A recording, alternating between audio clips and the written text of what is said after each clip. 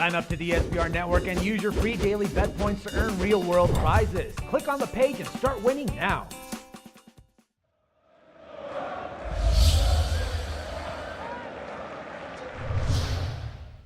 It seems like the Jaguars have been looking for a franchise quarterback since Mark Brunell left Northeast Florida.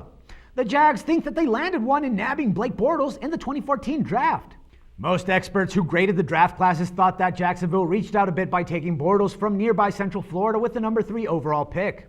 The thought was that the Jags could have still traded back and he'd still likely have been there at least throughout pick number 7.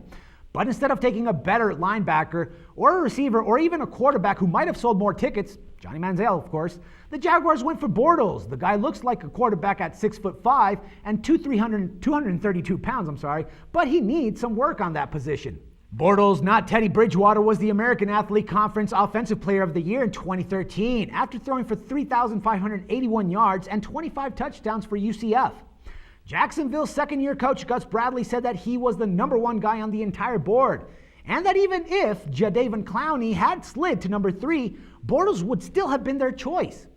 GM David Cadwell already stated that Chad Henne, who has never thrown more touchdown passes than interceptions in his 6 years in the NFL, is the team starter, and that Bortles will just learn all season long behind him. Jacksonville desperately needed a receiver with the uncertainty of the status of Justin Blackmon, so it was a minor surprise that the team passed on Watkins.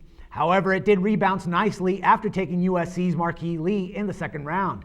The Jags actually wanted to trade up to the first pick of the second round to take Lee, but he slid to them at number 39 overall. The Jags also grabbed Penn State receiver Allen Robinson with the number 61 overall pick. So suddenly that position doesn't look bad right now. While Lee is a burner, Robinson is a big guy at 6'2" with weighing in 222 pounds, who should make a nice red zone target. Come week 1 of the 2015 season, the Jaguars could have an all-Central Florida backfield. They grabbed Knights running back Storm Johnson with the number 222 pick, which should be a major steal.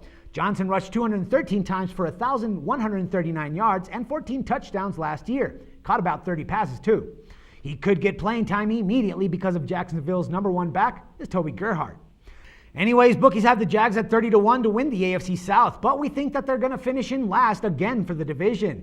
But there might finally be a reason of hope for an offense that averaged an NFL low of 15.4 points per game in 2013. For SBR Forums The Vig, this is Dax Floyd.